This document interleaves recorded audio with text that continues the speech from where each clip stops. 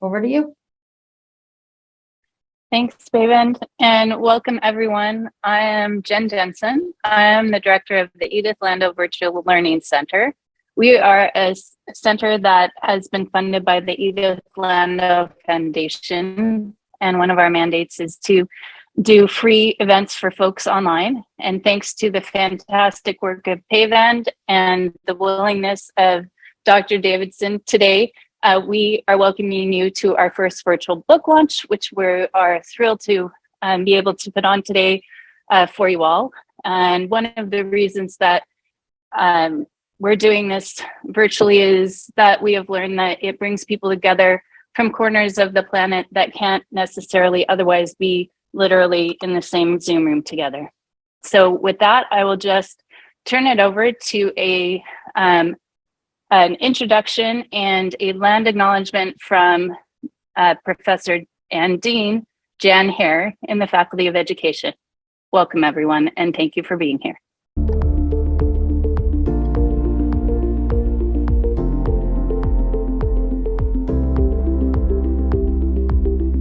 Bonjour, Ani. Bonjour. Welcome. Miigwech.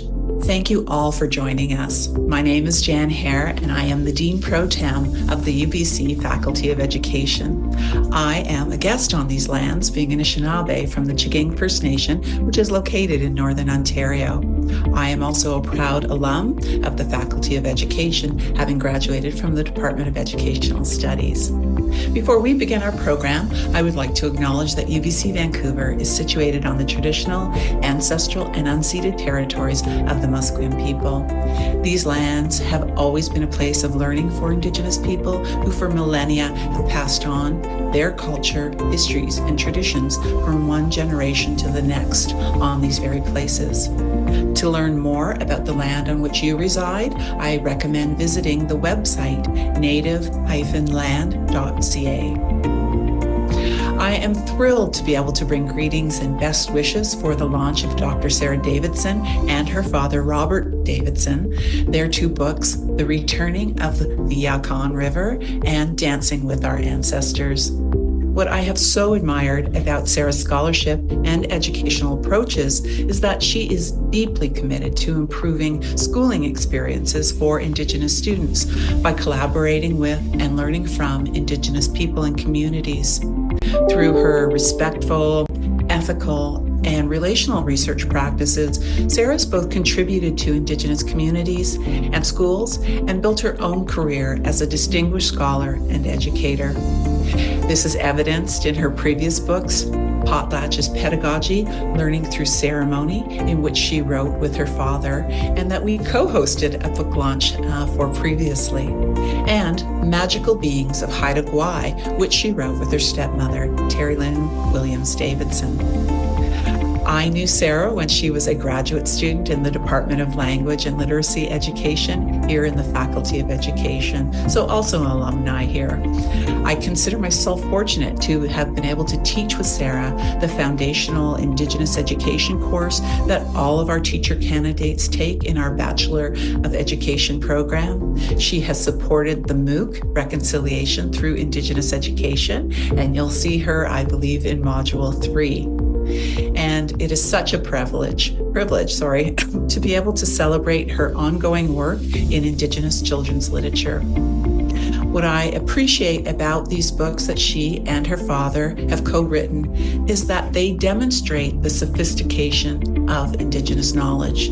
Through history, memory, and experience, Sara and Robert share with us other ways of understanding and making sense of the world around us through knowledge specific to people and place. These books reclaim and revitalize knowledge that was at one time not permitted to be shared or celebrated, as Dancing with Our Ancestors suggests. These stories link readers to Indigenous past, present, and futures. They emphasize our collective responsibility to co-create a more just, sustainable, and peaceful world with and for our children and for all of us. And I could not be more pleased to see Sara and Robert's work continue to flourish. Miigwech. Thank you. Thank you so much. My goodness. That was quite the introduction. Yes, so Jen and I definitely have known each other for quite a while. I started my master's degree in 2004. No, my diploma in literacy education 2004. So Jen and I go way, way back. So that was a lovely greeting. So I will definitely thank her for that. I am going to rely on a PowerPoint to share with you today. And we are talking about the Scada stories. And thank you so much to Piven for inviting me. Her enthusiasm for the work was amazing and very quick. It was so quick. So I was really excited to receive the email. So I am going to be talking to you a little bit about the series and a little, I received a bunch of questions in advance. And so I tried to embed most of the questions into the presentation. But if you find at the end that I have not responded to your question, please feel free. I will not be talking for the full hour and a half.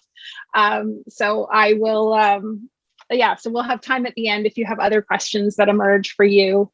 So this is a photograph of all four of the book covers here, just so you could get a sense of them. And I'm just going to make sure that we can advance here. And I am currently on unceded Stalo territory here, and that's where I'm presenting from. This is a photograph that I took on a walk with my mother at a local park. And I have to say that during COVID, I have been tremendously grateful for the land and the stewardship of the Stalo people, because I think that I've had the opportunity to spend so much more time out on the land. My mom and I used to have teas or phone visits, and because of COVID, for us to connect, we spent a lot more time outside, and that's been really, really wonderful. I would say it's one of the gifts of COVID. So grateful to be here on unceded Stalo territory. This is a photograph of my family. You'll see photographs, lots of different family photographs. These stories are really centered in my family stories. And so this is a photograph of my father, my mother, and me. And this was shortly after my brother was born. And although my brother became one of my most favorite people in the whole world, at that moment, I think I was maybe struggling a bit with having to share the space in our parents' hearts. So this is my father, Robert Davidson. His Haida name is Otsandlance, and he's a member of the Choth clan. And my mother identifies as a colonizer, and her name is Susan Davidson. And she was adopted into the Yakoon clan, which is a Raven clan from Hadaguay. And she was adopted by my great-grandmother, Florence Davidson. And so my brother and I, because the Haida are matrilineal, my brother and I became members of the Yakoon clan, which is a Raven clan. And my Haida name is Anjatgusandlance. I have other names, but that's the name that I use in my public work. And it means Killer Whale, Woman of the Dawn. So I think most of you know a little bit about me. I am an assistant professor at Simon Fraser University. I graduated from literacy education I did kind of all the degrees I could possibly do at UBC, doing a diploma, a master's, and a PhD in literacy education. And I'm very, very passionate about adolescent literacy, Indigenous literacy, and just looking at ways to work with stories as a form of pedagogy. And so to connect my love of storytelling and my love of literacy and writing, I'm going to focus today a little bit more on text-based storytelling. And so I'll start here with a photograph. This is a photograph of me when I was about 3 years old. And I believe that I've always loved stories. And so I also really loved school at this point. And so I was quite excited to think about going to school, even though I was a little early to be heading off on the school bus. But I have really, really wonderful memories of my mother taking my brother and I to the library to choose books. And I spent a lot of time kind of immersed in stories. And as I sort of thought about it more recently, I realized that my mother sort of instilled in me this love for reading and writing, and my father instilled in me this love of stories. And so when he was teaching me or when he was sharing, he was definitely sharing stories with me. And so it's been interesting to think about that connection now as I'm working with him on these books. And I think there were questions around kind of first beginnings about engaging with writing. And I have to say my first memories of writing stories sort of officially were grade 2 and 3. I had a wonderful teacher by the name of Mrs. Walker, and she did the construction paper booklets. And so we were able to publish our masterpieces in these construction paper booklets. And I would say that one of my first stories was a book about Sam and a fly. And I although I don't think I was particularly inspired by Sam and the fly, I suspect it had to do with what I was able to spell at that time. And so and I've continued on with my love of the stories. And this is a photograph of me in 2015. And this was up on Hadaguay, and I was you can see that there's a calculator there. And it's funny, I was looking for a photograph of me writing. And of course, I don't think about the first thing I think about is not how to take a selfie while I'm writing. And luckily, my Auntie Jo was able to take this photograph of me. And what I was doing right there was calculating the number of words that would be in my dissertation and calculating how many words I had to write per day to be able to finish my dissertation on time, which is why you can see all of the calculations happening there. So it's not really a photograph of me writing, but it is close. And I would say that is part of what I do. I'm working right now on a book, and I'm hoping that to have my draft done by December. And the first thing I had to do was calculate how many words do I need to write a day? How many words do I need to write a week in order to have that full draft completed? And so sometimes writing is not as maybe as I don't know, holistic or beautiful. And sometimes there's really practical considerations. And so I know that some of you were asking about when I have time to write. And one of the things that I do is I do get up very early in the morning. And I try to write before anything starts. I find that if I've got emails on, if I've got other things on the go, I tend to not do it. So I do try and wake up kind of 4:45 and do some writing at that time. And I find that the quiet is really helpful in terms of being able to kind of feel inspiration. And definitely it's really important for me to continue to write every day. And so there was a question about sources of inspiration, and definitely, I draw a lot from my life. I am not a fiction writer for the most part. I am a nonfiction, and I love thinking about different life experiences because I'm really excited about the relationships that we can build between one another through our stories. And what inspires me most today, I really love hearing stories. And so one of the challenges I have for myself is to create assignments that I'm excited about marking. And so one of my assignments in my course is to have students share learning stories with me.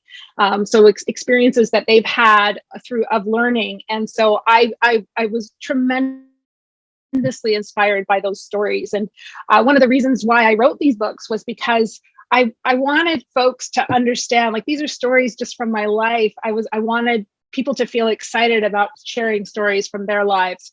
And hopefully in classrooms, people will feel inspired to share those different stories. And I feel like learning stories are a really wonderful place to start. And when I'm looking at writing a new book, am I looking at my experience or experiences of others for a theme or message in my writing? So I tend to work with stories a little bit differently. I draw a lot on Kwam Kwam Hiam's work, Joanne Archibald's Indigenous story work. And so one of the things for me with storytelling is I try to really capture the story, and I invite people to read it and take the meaning from that. And so I don't tend to tell stories or to share stories with the intention of people taking particular meanings from them. And so what I think in terms of so I don't set out to have to have a certain experience. But I did find when I was teaching, especially working with teenagers. Oh, Jen, I think your mic might be on, just so you know. Jen Jensen. So when I'm working, especially with teenagers, I found that sharing a story sometimes would help them along their way. And I learned much later that that came from my father. So very briefly, I know that probably you're familiar with the Haida and with Hadaguay, but just very briefly, I wanted to share a little bit with you. Hadaguay and the Islands of Hadaguay are the unceded territories of the Haida Nation.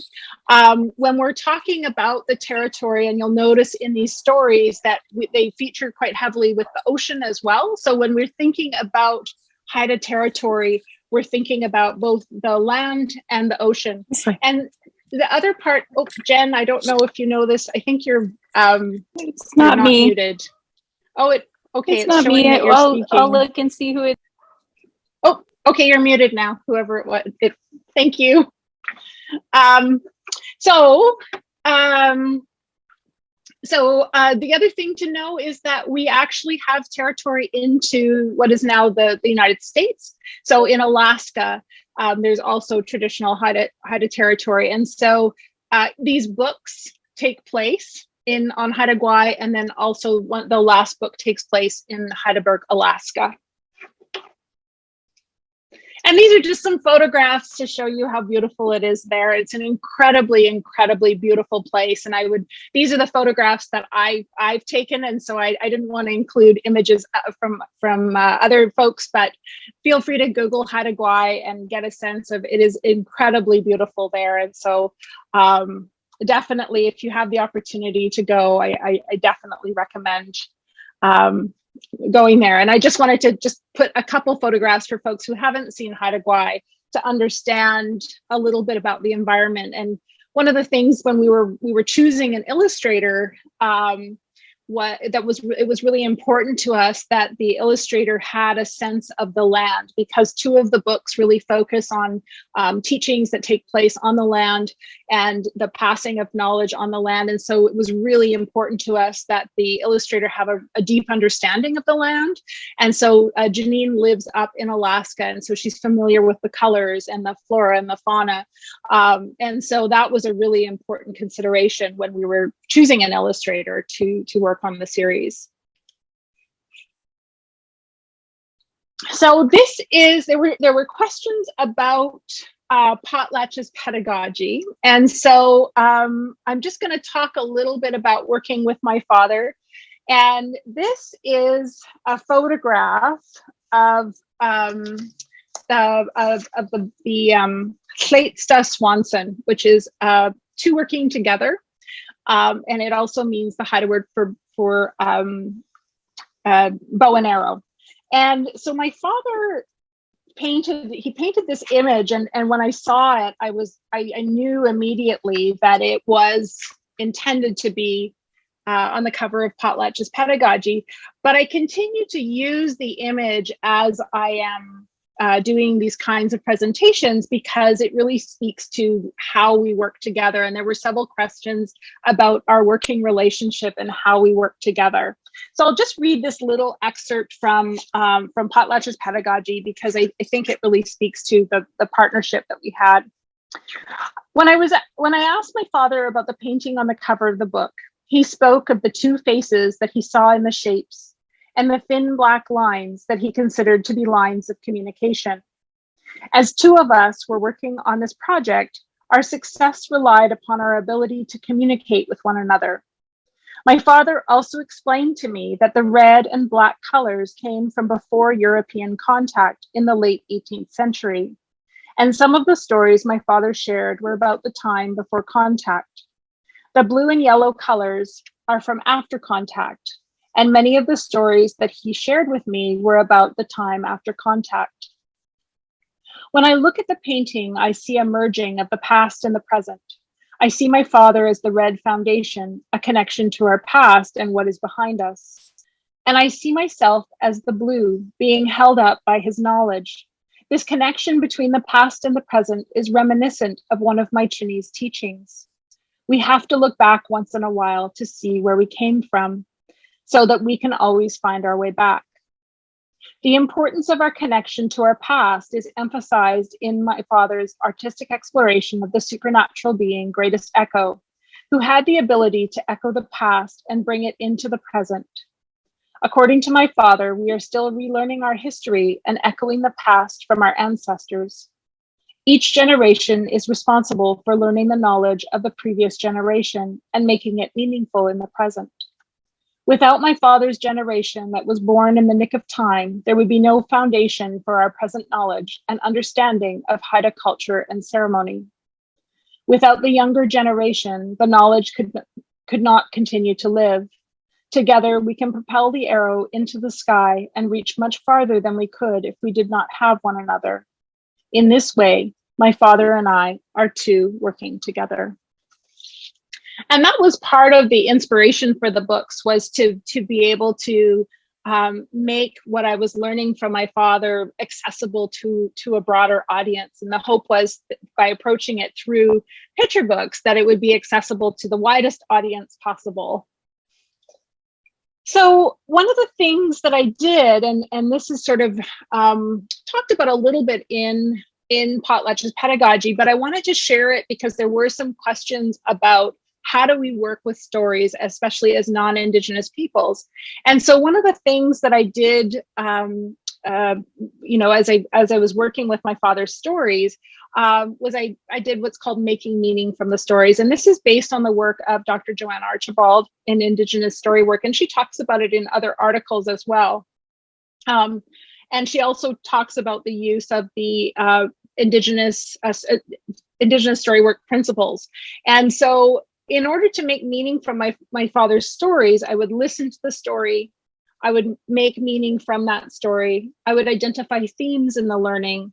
I would share what I heard back to my father, and then share what I learned with my father. And then I would listen to him. I'd reflect on my new learning, and I'd share what I had learned with others as long as I had permission. And this idea of engaging with stories is maybe a little bit different from what we would see in conventional kind of English language arts classes, where we're trying to sort of identify the conflict. And that was one thing that I saw in one of the reviews, was these books have no conflict. But I encourage us to think about all the different kinds of story arcs, and we're so focused on this kind of one way of telling a story that we neglect all of these other ways to tell stories. And it's really important, in my view, that children have opportunities to engage with all different kinds of stories. And so this process I went through, when I went, and this was to come to the Scada Principles, which I'll speak to in a moment. But this idea was, I went to my father to ask him about, why he thought he was successful in school, why he thought that he completed school. And he started telling me all of these stories. And it was sort of up to me to kind of understand what he was trying to share with me through those stories. And so I worked with the stories and kind of listened to them and made meaning from them. And it was those stories that led to the development of the Scada Principles. And Scada is the Haida word for learn. And so these are not Haida principles, because they were just based on my father's stories. These are, so that's why I chose to name them the Scada Principles, and intentionally the emphasis on learning as opposed to teaching. I fully believe that we can teach without any learning happening. And so I feel like if we're focused on learning, that we'll hopefully have a little bit more success. And so Scada is actually also the root word for Scadada, which is the Haida word for teach. And I love that learning is at the heart of teaching.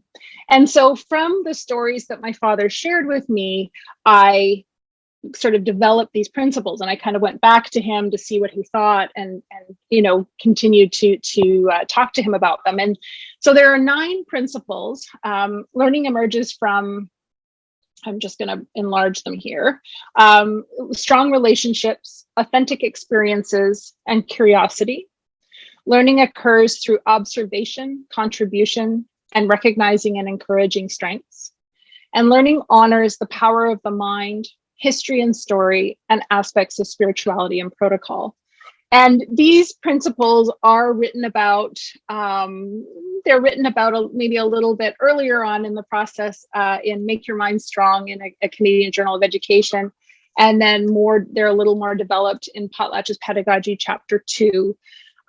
There was a question about the connection between the First Peoples Principles of Learning and these Scada Principles. And the First Peoples Principles of Learning were developed specifically to kind of overlap with the educational priorities of lots of different nations. And so these Scada principles, definitely there's some overlap, but they're an example of what I would call a localized pedagogical principles, or thinking about local contributions or local priorities to education. And so when I'm doing a totally different presentation, I do a Venn diagram where I have one of the circles is the First Peoples Principles of Learning, one of the circles is the Scada Principles, and then the other circle is other Indigenous pedagogical principles. And this idea that there are spaces of overlap, but they're not entirely the same. You'll definitely notice some similarities as you work with and learn more about the priorities for different nations, but they're definitely not completely the same, and you'll see some of those differences.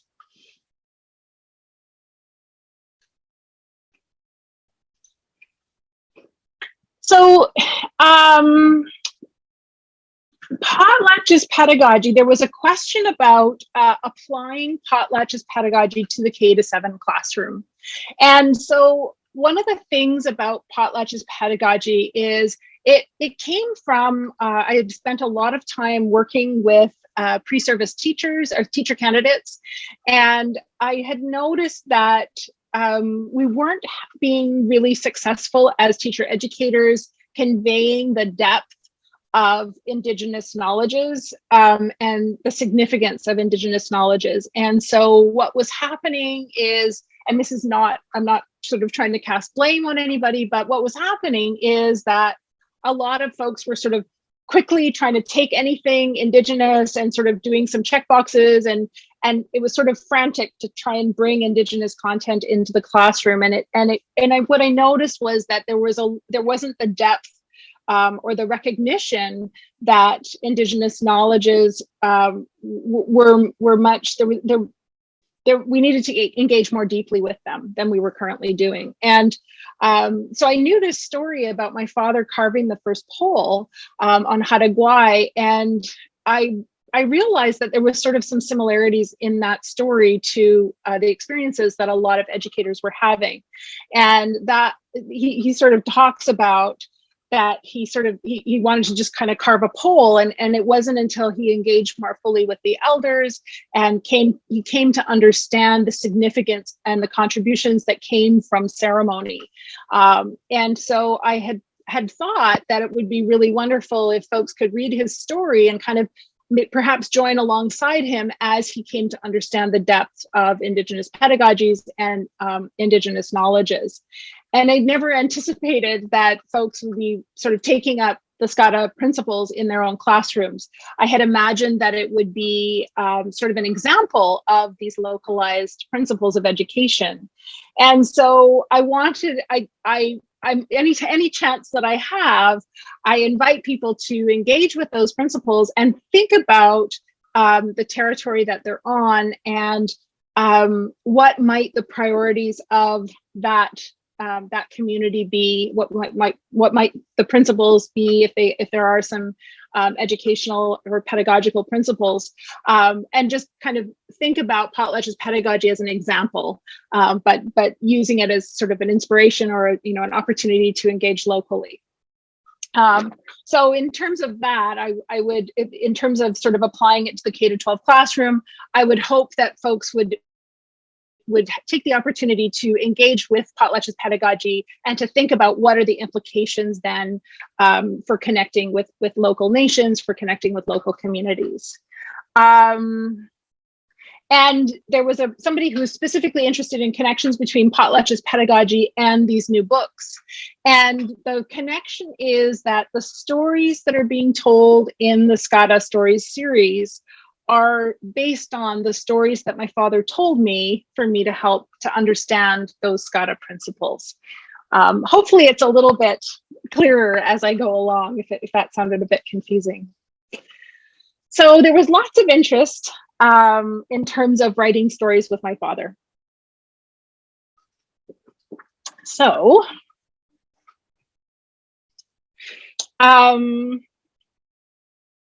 as I mentioned, my father is a Haida artist. His name is Robert Davidson, and we spent a lot of time working together for Potlatch's pedagogy, and then we kind of followed a similar process to create these stories. And one of the things that was really important to me in terms of working with my father was that to honor his oral contribution. So often when we think of co-authors, we think of both of us writing.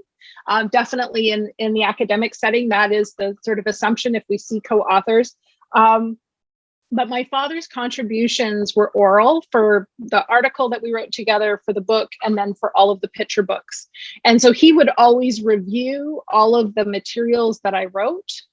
He would correct me, but I would do interviews. So the process in terms of, if we think of one of these picture books, for example, Jigging for Halibut with Chinny, which was the first collaboration, I interviewed him about his fishing experiences. He told me lots of different stories.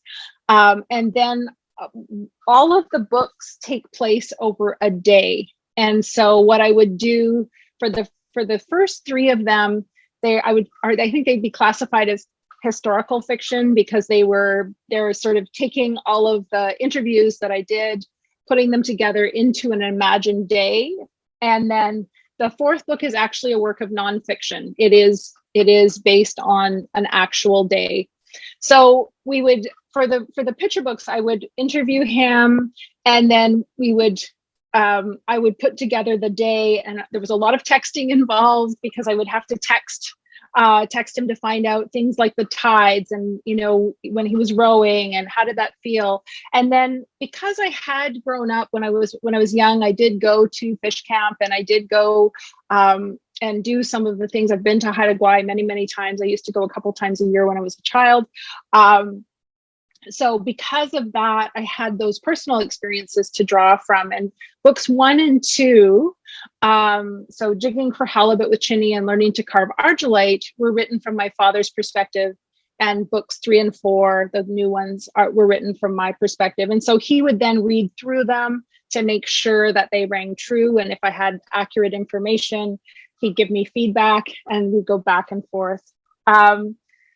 So that was the process. The challenges, I would say the biggest challenge I had was sort of capturing all of the information. It was very, very important to me that these books were accurate, but that they also read like a story. And so sometimes they became a little fact heavy, but when you read them, every little piece of information is based on those interviews that I conducted with him, based on research that I did with him, research that I did just to make sure that the information was accurate. I don't know that my father, I don't know, I won't speak to what his challenges were. I think for the most part, what he communicated to me was that he was really excited to be asked these questions. And I think for both of us, it was really a wonderful experience to be able to connect with those people. I'll share later some of the people, but, I was writing about people I'd never had the chance to meet in my family. And so having those opportunities to learn from those people was really a wonderful, wonderful opportunity for me. And the excitement about them being in a book format means that future generations will still be able to kind of learn a little bit from those elders. And that's definitely my hope. And I think those are the things that both my father and I were fairly excited about. So this is a page out of the teacher guide. And so what happened, not to say horrible things about Portage and Main, I absolutely love them. They've been fantastic in terms of supporting my vision for the work. But what happened is I sort of was thinking that maybe I would like to try writing a picture book. And so Jigging for Halibut with Chinny was the one I was going to try. And I emailed and I said, hey, what do you think of this? And they said, we love it. We want 4. And I did not have 4 ideas for books. So I found that pretty overwhelming as an invitation. But as I kind of kept working with it, I kind of got excited about it because it was a great challenge. I really love new challenges. I should be cautious about saying that publicly, but I do love new challenges. And so as I started thinking about it, I thought that, there's this opportunity to follow through and really demonstrate intergenerational learning, really demonstrate both, the different roles that we play at different points in our lives. And so the first book is sort of my father at kind of age 12-ish. And he's a grandson. And it's, him and his Chinny. And then in the next book, he's about 16 and it's his perspective as a son and a grandson. There's a grandfather in that one as well. And then in book 3, he's a father. And so in that book, it's my cousin and me and my brother. And so he's sharing his fishing knowledge with us. And then in the last book, he's a grandfather. And so there's sort of the conversations about the grandchildren who are there learning. And books 1 and 3 are focused more on land-based teachings and learning from the land, learning on land. And books 2 and 4 are more connected to art and cultural knowledge. And so that both the learning and the sharing of that cultural knowledge. And then this is also from the teacher guide, just to show, because I really wanted students to connect with their own stories. I cannot emphasize enough how excited I am about hearing stories from children's lives. And so this is based on my biological family. If you're educators, I encourage you to think of lots of all the different kinds of families that students have and keep it as an open activity so that regardless of the families that work best for students to share in classrooms, that is kind of welcomed. And so this is showing you through yellow who is in the stories. And so in the first book, my great-grandfather, my great-grandmother, and my father are in the book. In the second book, my great-grandfather, my grandfather, and my father are in the book. In book 3, it's my brother, me, and my cousin Leslie, and my uncle Reg, and my dad. And then in book 4 is my dad, Terry Lynn, Reg, and me, and my brother, and Leslie, and my cousin Leslie. And so this is just to sort of show the family and how it was represented, because I think it can be confusing when we're using the word Chinny, which is the word grandfather, for multiple people. And writing from my father's perspective and writing from my perspective, I wanted it to be really, really clear. So, as I mentioned before, we invited Janine Gibbons, who is a multidisciplinary artist. She's also Haida, and she's from Alaska. And we were really excited about her ability because in terms of process, there was sort of a desire to have the books kind of be similar. And so all 4 books were going to be illustrated by the same illustrator. And it was difficult to find somebody who was comfortable with the art as well as the land.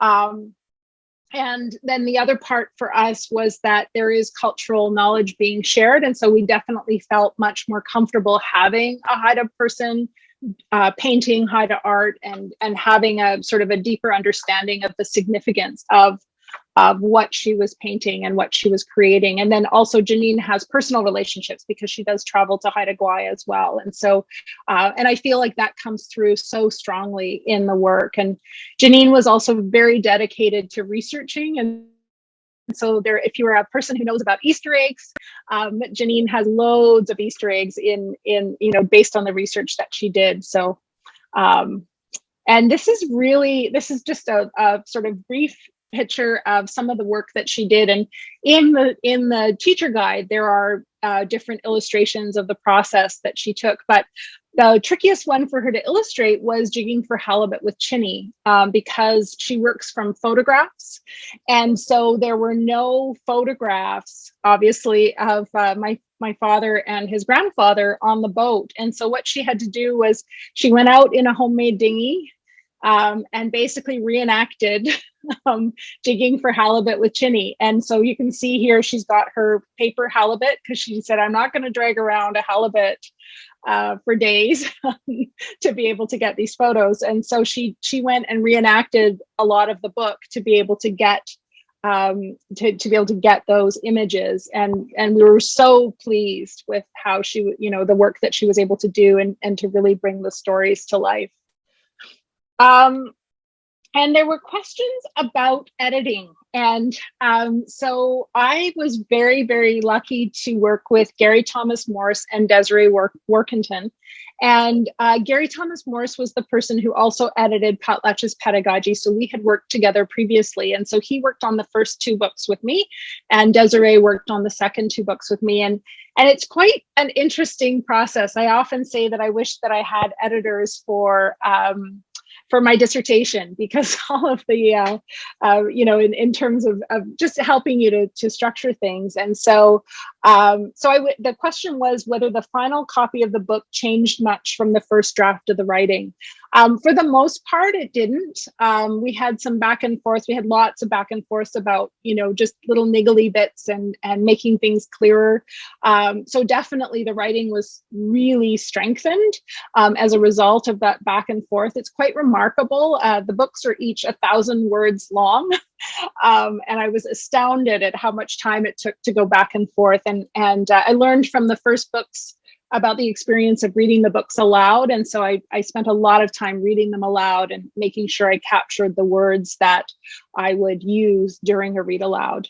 And I mean, it was an incredible process. I was very, very lucky to work with these editors and have them kind of just to help to bring the stories and strengthen them in ways to make them accessible for a wider audience. So jigging for halibut with Chinny, I wanted to just show you a couple of the images of people so you kind of know who they are. So in that one, it's my father, and this is him with his bicycle. You saw that one earlier. And this is my great-grandfather, Robert Davidson Sr. And you can see here, he's sitting with his Argelite poles. And so he started carving later on in life, but he also helped my father to learn to carve Argelite. And so these are just some photographs of them. Book 2 is called Learning to Carve Argelite. Each book also has a bio at the back. I really wanted to make sure that people knew who the stories were about. And so the first one, the bio is for Robert Davidson Sr. And in the second one, the bio is for my father, because it's about him learning to carve. And the people in that book are my father and my grandfather, Claude Davidson. And he's the one who sort of initially took my father aside at 13 and said it was time for him to start carving.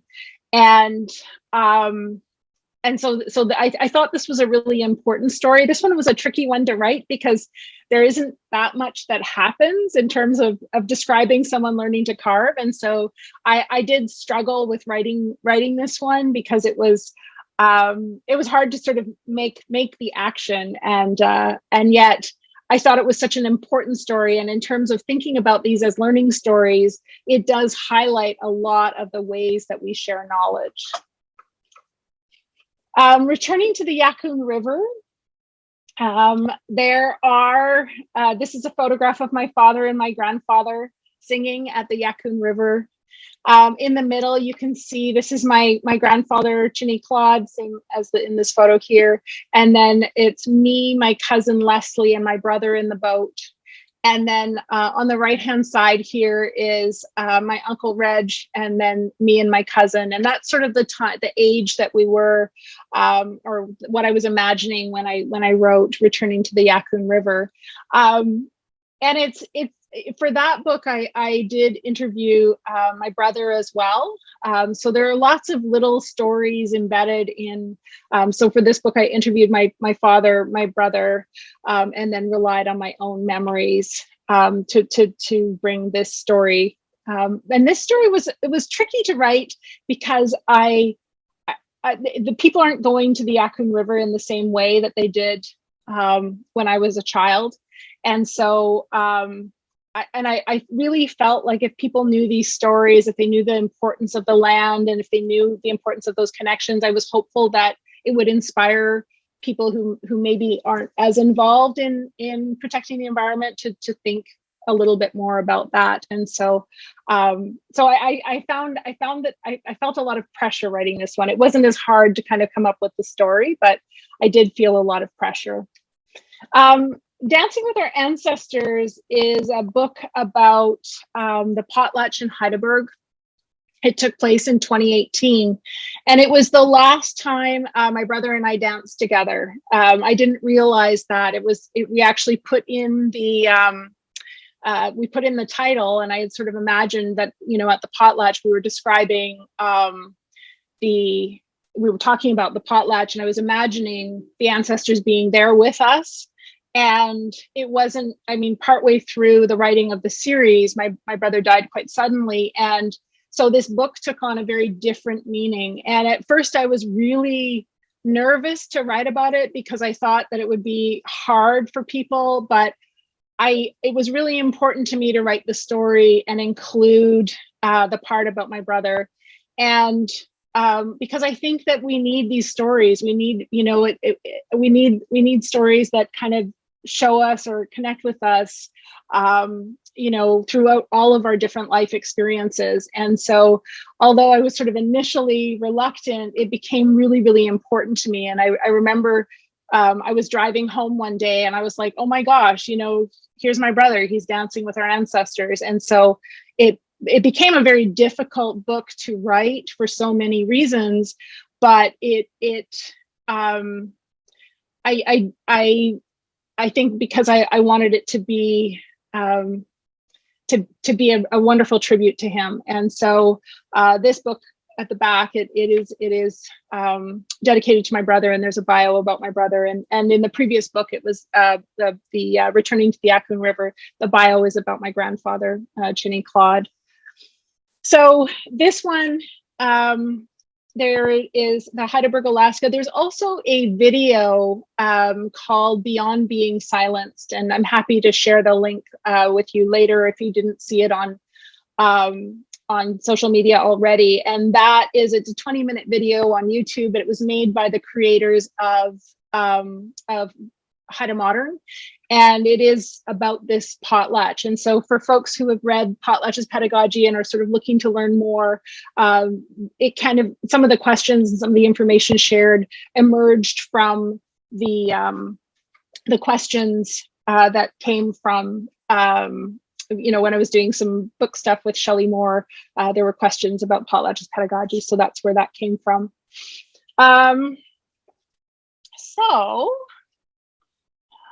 There was a question about the teacher guide, and so this is the teacher guide. It is available from Portage and Main website, and local independent bookstores can also get it in.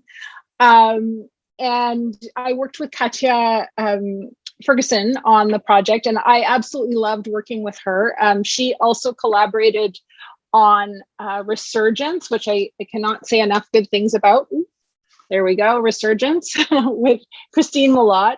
And so we collaborated on this teacher guide in the hopes that it would help to support educators to work with not only these stories, but other stories, thinking about other ways to work with stories that maybe aren't what we typically see. Oh.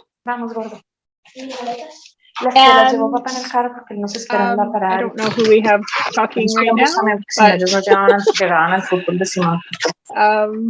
but there we go. Okay, so anyways, she was a joy to work with. And there's a question about whether there are more stories for Scada. I have not. At this moment, I haven't planned to write more. I don't know I'm open to things, but I have a couple other projects on the go before I can return to the picture books. These ones came out really quickly, lots all at once. So I'm happy to celebrate them right now in the world, and definitely open to thinking about other possibilities later on. So there were a few questions about using the books in K-12 and teacher ed. I see teacher education. I think they're wonderful examples of pedagogy, and so any one of the stories I think could be discussed in terms of teaching and learning.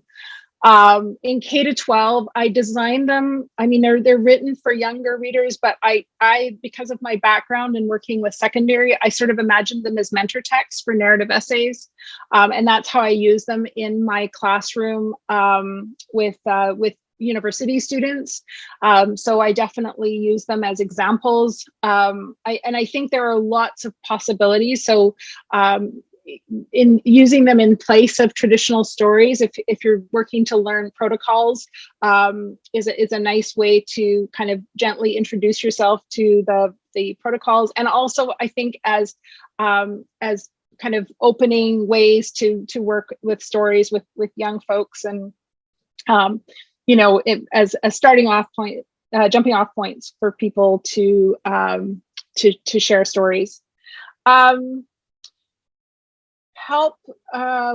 Okay, so what suggestions, guidance, or ideas would you give teachers, particularly in secondary school, to help students learn about positive impacts of connecting with cultural practices? Are there ways that educators can help students reconnect with cultural practices? I think that for me, I think the books, book 4 is probably a good one in terms of thinking about connecting with cultural practices. I think we need to be cautious. This is an area that can easily go into cultural appropriation, and so we want to be careful about the materials that we're bringing into our classrooms. I do a lot of work with reviewing materials, and so I would encourage you to look at who's writing the resources, making sure that they're from the same nation, or that of the material that is being shared. And so I think that having lots of options and lots of books available, resources available for students to engage with is probably the best way. I'm always cautious about recommending that teachers teach cultural practices. I think that we can bring those stories into our classrooms and share them, but definitely they want to be mindful of the protocols that are connected. So looking at, there's a BCTF Teacher Magazine article that I wrote about reviewing resources. It's from May-June 2020. That will maybe give you a place to start in terms of looking at the kinds of resources or the things you want to be thinking about when you bring in resources to the classroom. How might Indigenous ways of knowing enrich learning experiences of all children and youth in BC's public schools? Oh, I think we've kind of covered that. I believe that the more diverse perspectives, diverse experiences that we have in our classrooms will really enrich everybody's experiences in school. There was one about a school that had made some strides, and then we're sort of curious about next steps. I'm reluctant to kind of speak to next steps without necessarily knowing what it is that you've done already. So I'm going to leave that question. And there was a question about effectively transferring the knowledge and value of storytelling, which I feel like I've covered. How has writing these books influenced your perspective on the importance of validating story work in the academic community? For me, I think I have personally firsthand seen the benefits of working with stories and learning from stories. I've actually completely transformed the way that I teach my education courses now to center story and have students learning through story. And it's been quite transformational in terms of my teaching practice. I'm hopeful. I after listening to Dr. Hare speak at the beginning, I guess I feel like I feel like some of the work that I'm doing is landing in academic communities, and I'm hopeful that continues. And I hope that it encourages others to explore this as a way to teach and to share knowledge. I would happily support my books being translated into French. There are some resources in French. It's tricky. There are a lot more now. And do I recommend resources in French? I absolutely recommend resources in lots of different languages so people can access them. But I'm not completely up on what's available in French, so I don't want to speak too much to that. And there was a question about how did the name of the series come to be? I sort of covered that. Basically, these are learning stories, and so it felt good to be calling them Scada stories. And it was a nice connection to Potlatch's pedagogy.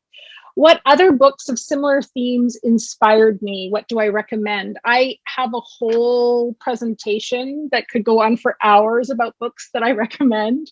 I really love working with picture books. And so these are some of my favorites: On the Trap Line, Shishiatko, I Sang You Down from the Stars, When I Was 8, The Moccasins, Berry Song.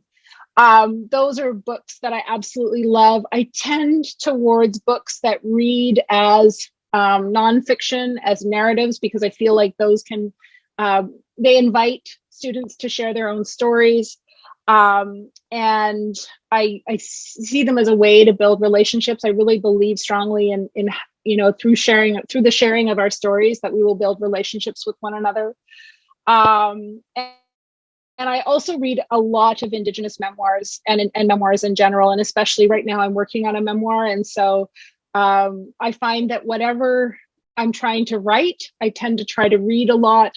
I listen to audiobooks. I pay a lot of attention when I'm listening to audiobooks to hear the language that's being used. And I find that that's a whole different experience. And it teaches me a lot about the way things are constructed and how information is shared.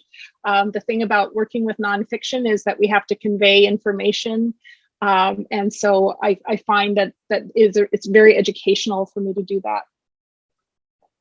So this is how you can reach out to me if you would like. My website, or on Twitter or Instagram at Sara F. Davidson, no H. And then I wanted to put questions up because I had a few questions that I couldn't really work into. So I'll start with those and then I'll open it up for others. What is the most important message that you have for youth? Do you recommend getting into education or information technology? When I was working with teenagers, with adolescents, I feel like it's sort of a privileged position, but I always encourage them to follow their passions.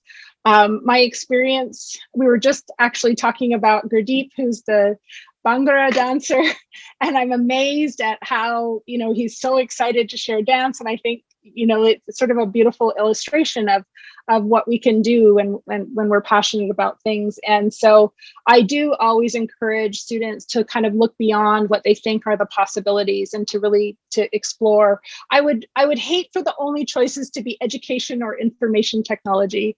And so I hope that they'll explore lots of options and remember that as they go into, as they leave the high school, so many more options become available, including mentorship. I'm currently learning to carve from my father. So there are not just traditional kind of post-secondary opportunities. There are lots of different kinds of opportunities for learning. How would you characterize your current degree of optimism about prospects for decolonization, structural changes necessary for justice, reconciliation? How important is optimism, hope in the context of your work? What helps? I would not have a job if I didn't have any optimism about what we can achieve in Indigenous education. And so it definitely can get very discouraging. It can get very heavy, but I think that we need to remain optimistic. And I think that we are making, we're making progress, and we need to continue to move forward. And continue to improve education for all students and Indigenous students. And then there's a question about whether I hold any two-spirit teachings from my culture. Can I speak to the importance of including Indigenous SOGI-related content in the curriculum? I don't have teachings that I would share from the Haida. I would say that it's incredibly important to have SOGI-related content across all different communities, nations, and because I think that we have multiple identities, and so I've struggled to find Indigenous resources that connect to SOGI content, but 10,000 Beads is an amazing book. I absolutely love that book. And Alatsaway is another book that sort of speaks to some intersectionality. So, and sort of looking at multiple identities. And so I think it's really important if we're thinking about representation to include lots of diverse identities together rather than just focusing on one aspect of somebody's identity. So I am going to stop there and take a peek. It looks like there might be things. Okay, no, it doesn't look like questions. Okay, so I'm open for questions if people have questions.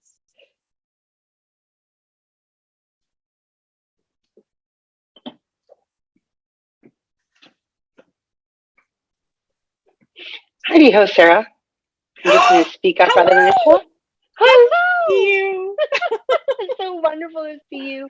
It's just amazing to see all the work that you've done, and they're so beautiful.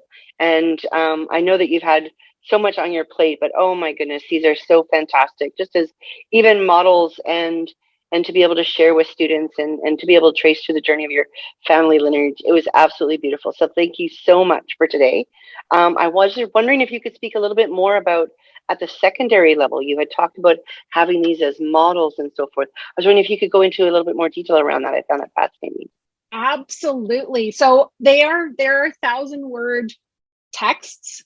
And so my hope, because one of the things when I was teaching at secondary is first of all, secondary students don't tend to be excited about having picture books shared. So I just sort of naturalized that right away. Like I have picture books on my shelves. I have, like we're there, that's the extension. That's a different kind of literacy, different. And even in my description for my Ed 100 course, it's like, we're looking at picture books, and you'll notice I call them picture books, not children's books. And so my hope was that these are all four of them are learning stories. And so I feel like there's an opportunity either to write about our own experiences of learning something. And so when I'm working with my Ed 100 students, I have them write a story of a time that they learned something. And then because we're focused on Indigenous pedagogies, I have them write a small reflection of so they may take the First Peoples Principles of learning. They might look at the Scada Principles and think about which principles or which practices might be reflected in that story. So there's a little bit of that metacognitive thinking in terms of not just telling me the story. The other thought that I had was the sort of if there's beautiful work in Finesc in the English First Peoples Resource Guide about how to work with picture books. They've done a beautiful job of and that's at I think it's at a grade 10 level, but they've done a beautiful job of modeling some of the questions, like, what learning is taking place in this story? What are the what are the factors or the context that's in place for that learning to take place? And then, so I wanted to have those models of those kinds of stories in the hopes that students would be excited about sharing them. I think it's also important, and I've often worked with students who, for whatever reason, are not as excited about writing as I am. And so the working with the images can be a really nice place to start. Thinking about what's happening between the images. So there are really wonderful ways to break down writing activities. And I think that these really lend themselves to sort of an oral telling of a story first, moving from oral to written, and then also the interviewing. So if we think about the fact that I was interviewing my father to then create this story, I think is another place that we could invite secondary students to be thinking about creating stories. So many invitations, and I would think it would be really amazing if it were, especially stories from that they learn in their own family background, to have that kind of almost like a chart, like you do, of who's actually involved. And I'm also jumping ahead to, project-based learning, where you can connect with, say, an art class where you've got students who will work together and even create some images. Fantastic. Thank you so much, and congratulations. Thank you. So amazing. Thank you so much. I'm so glad you made it. Hi, Sarah. Hello.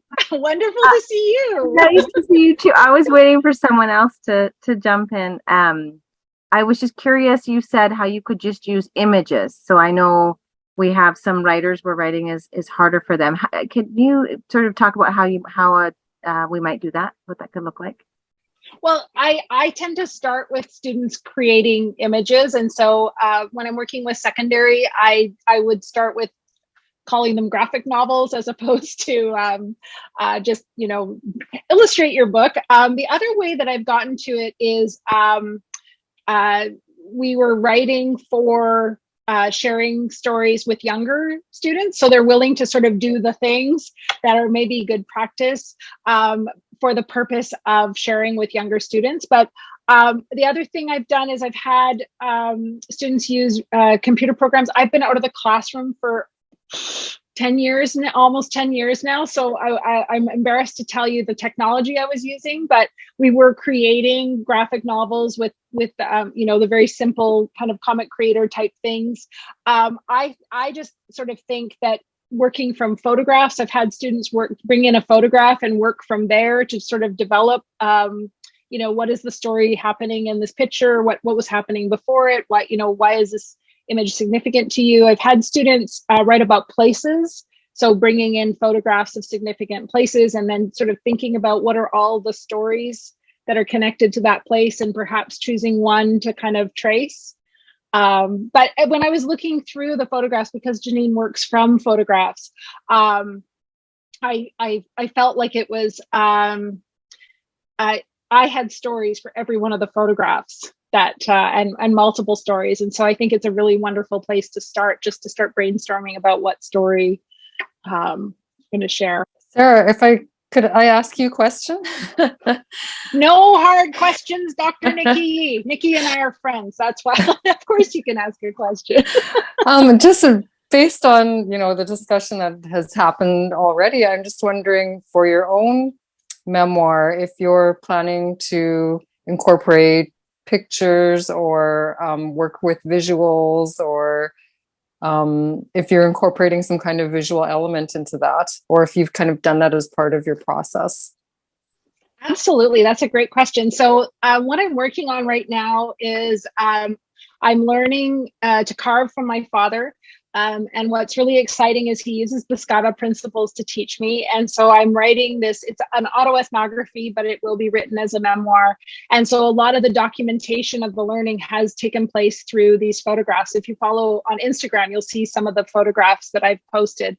And so I have incorporated those into presentations and things that I've done. And I really feel strongly that some of those visuals are really important, especially when we're talking about practices that may not be familiar to folks.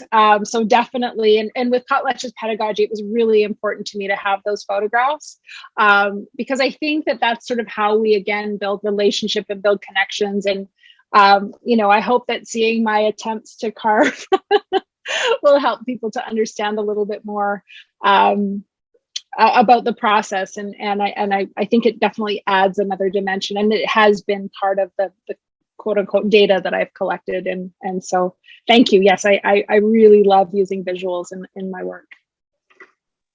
Thanks. My name is Starla. And I just want to say that you've really inspired me. 40 years ago, I worked for over a decade in Indigenous education in Vancouver.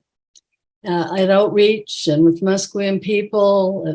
I set up a program at Point Grey, and I'm just so thrilled to see how far things have come, because you're now bringing traditional pedagogy into the school. And when I was working, we were just trying to really come up with pedagogy that would support the kids learning, but we didn't have any particular principles to follow. Just trying to connect with the kids and help them connect with their reading and writing. And I really like the way you and your dad put these books together, because I think that's a really good model for kids. Some kids are very reluctant writers, but they will tell a story. So if you team them up, one can be telling the story and the other recording it. And then the one telling the story can read the story and get confidence from that. And the two of them together can decide, is this how we want the story to be? And so they can work on the editing and the refining and the embellishing together. And that's building relations within the classroom. So I think you've really, this is a really wonderful contribution you're making. Thank you. Thank you.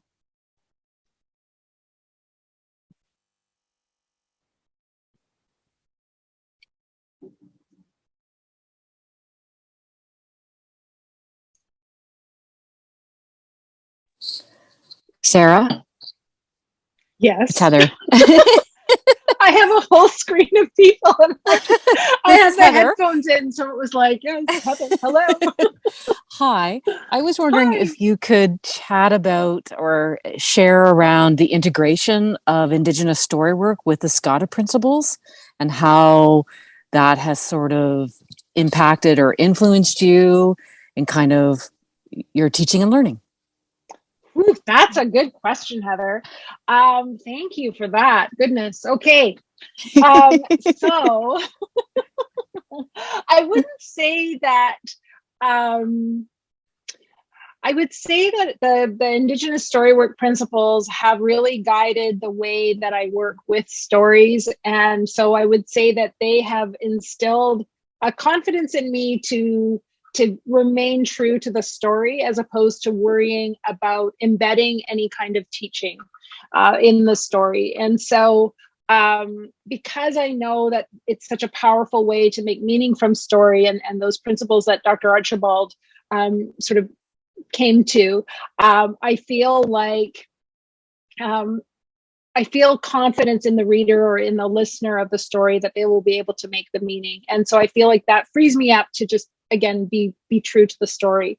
The Scada principles are the I would say that they're sort of different in the sense that I learned them through these were some of the stories that I learned those principles from.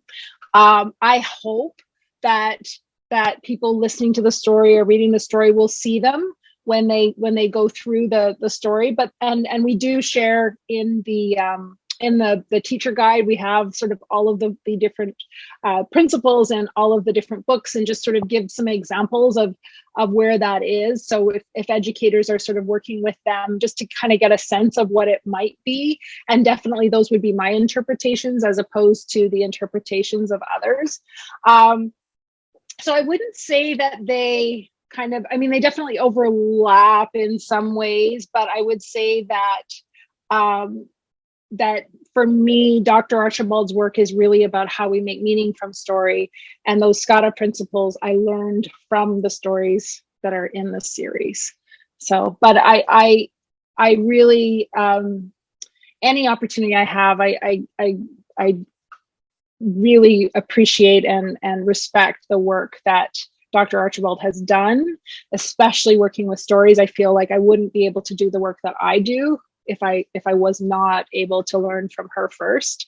And so I have so much respect and honor for her and her work, and super grateful to be able to have collaborated with her and learned from her.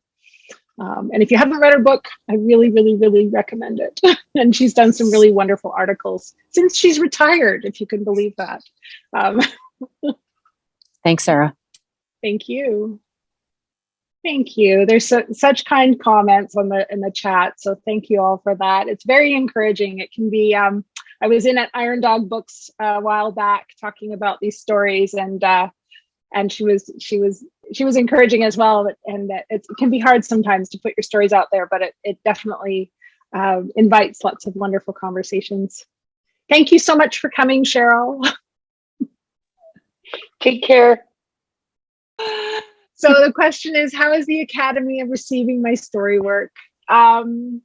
Well, I'll say that I got this invitation from Payvand almost immediately, as soon as it was announced. So, and UBC, SFU has been, very supportive of the work. And I think that it is a different kind of scholarship. It's really important to me to do this work because I want it to be accessible to as many people. I want the work that I do to be as accessible to as many people as possible. And so I know that sometimes it's not considered peer-reviewed journals and articles, but I also know that a lot of people in our world aren't able to access those journals. And so I really feel strongly about continuing to do work that is accessible to as many people as possible. It's very exciting to me to make my research accessible to children. I don't know that we can always, that we always have those opportunities. So I will continue to do this work and hopefully it will become more familiar to people in all different parts of my life, including the Academy. Well, thank you so much, Sara, for being here today. We really love you. We do. Thank you. And your books are just so amazing. And I have to just add to what you said. I am a person who loves to read. I love books. I cannot read a journal to save my life. Your books have been so accessible and so lovely, not just for children, but for adults or anyone who just wants to learn more and learn in a different way. Because really, they're so beautiful. It's not just a story. It's a very beautiful way to get the story as well. And thank you for just answering everyone's questions and being so open and candid and honest about your work. It's really amazing. So we appreciate you. We appreciate your time. Thank you so much for having me and inviting me. Of course. Write more books so we can keep having you back, okay? And thank you everybody for coming and for staying so long. My goodness. Thank you. Thank you, everyone.